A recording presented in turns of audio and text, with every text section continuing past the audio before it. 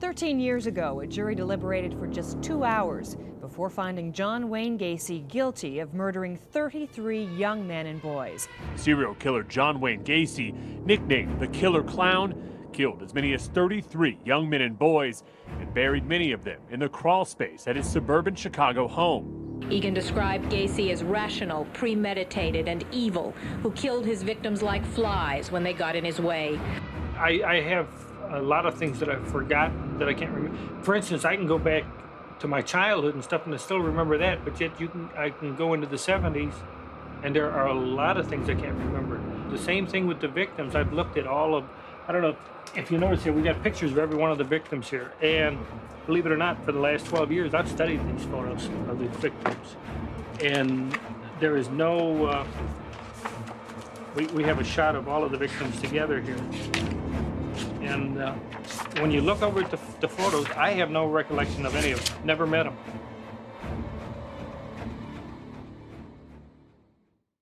In December 1978, thousands of people from around the world would turn their televisions on to witness one of the world's most gruesome discoveries.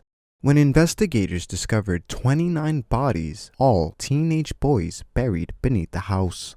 An emotional time for some and a terrifying time for others, as loved ones would finally find their lost family member. This is the heinous story of John Wayne Gacy.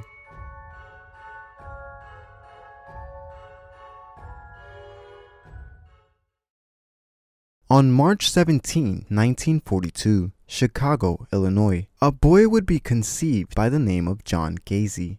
Growing up, John would experience a troubled childhood. While his father was a raging alcoholic who constantly mistreated him, he was called John the Sissy and would be beaten on numerous occasions. Although he had a horrible relationship with his father, John would develop a great relationship with his mother and sisters. When John was 11 years old, he was struck on the head with a swing, resulting in a blood clot forming in his brain. It was unnoticed until he turned 16. Where John began to experience frequent blackouts. John would be further isolated at school, unable to play with other children due to a congenital heart defect and the frequent blackouts. His father punished John by forbidding social interactions for his flaws. It was then John would struggle with his sexuality, learning he was attracted to the opposite sex. During his adolescence, John would drop out of 4 different high schools before completing his senior year. He would then move west with his family and worked in Las Vegas in the medical field. He would return to Chicago and enroll in the Northwestern Business College during the early 60s. He would soon develop a passion for salesmanship, as he was a natural salesman who can charm his way into and out of almost any situation. John went to work as a management trainee at a shoe company in downtown Chicago shortly after graduating. He did so well, John was relocated to Springfield with the sole responsibility of overseeing the company. In 1966, John would take over the family's chicken business at the request of his father-in-law. According to documentation, John led a good and bright life. However, his status as a well-known and well-liked member of the community would take a dark turn. In 1968, just 2 years after gaining a reputable reputation, John was apprehended for the first time.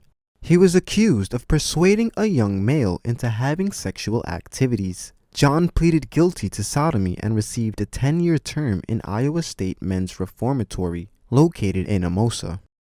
Following his incarceration, John's first wife, Marilyn Myers, would eventually file for divorce, making John enraged. John began making threats stating he didn't want to see his children anymore, and that he wished Marilyn, along with the 2 kids, were dead.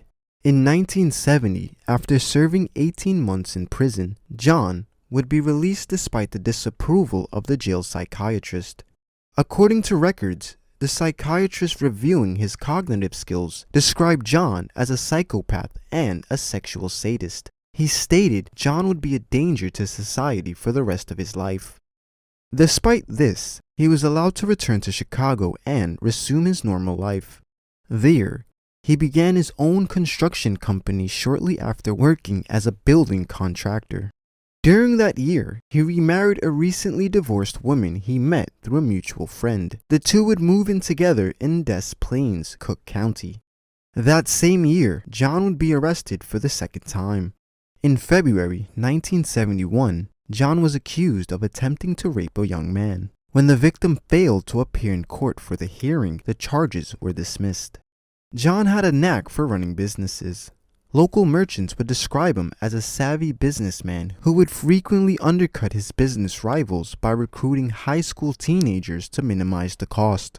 An active participant in his community, becoming involved in the local Democratic Party. There, he would have his photo taken with the First Lady of the United States, Rosalind Carter, an activist and an advocate for mental health. In March 1976, John's second wife would soon divorce him. She felt she could no longer live with the marriage due to her husband's unpredictable moods and his homosexual tendencies. It was then John began to spend his time throwing elaborate street parties for friends and neighbors. He even dressed up as a clown and would entertain kids at a nearby hospital. He enjoyed entertaining little children and young adults, which ultimately fueled his passion. Soon after, he frequently would refer to his alter ego as Pogo the Clown. On December 12, 1978, a teenager by the name of Robert Peist would mysteriously vanish. When police were notified that John was the last person to be seen with Roberts, police would then refocus their attention. After a quick background check, investigators were astonished to find that John had previously served time for sodomy on a juvenile boy. Police would submit a search warrant which would be approved shortly after. When investigators arrived at 8215 West Summerdale, nothing seemed out of the ordinary until investigators accessed a crawl space leading beneath the home. It didn't take long for the putrid odor to mask the area. A collection of decaying bodies, all young men, were found jammed underneath John's house. During the investigation, police discovered one of the rings that belonged to another adolescent who had vanished a year prior. It was then police would grasp the severity of the situation with this gruesome discovery. Though the victims would later be identified years after, investigators would continuously discover disturbing evidences linking to many other disappearances. John would eventually confess to authorities on December 22, 1974. He was aware that his dark secrets were about to be revealed. He confessed to almost everything. You have all the bodies, Gacy said, and there was even a killer map showing where 27 youths were buried. And in fact, he led police to his garage and sprayed orange paint on the concrete to mark the spot precisely where a body was found. And then there's the Gacy confession about how he killed his victims. Strangled them with his now infamous rope trick that police say he demonstrated to them with a rosary bead. He says he was simply discussing knots in general. Catch his sense of humor. Shoelaces, huh? You're in trouble now. Yeah, right. Aren't you afraid sitting that close to me? What the hell? Oh, this is too long. You don't need it this long.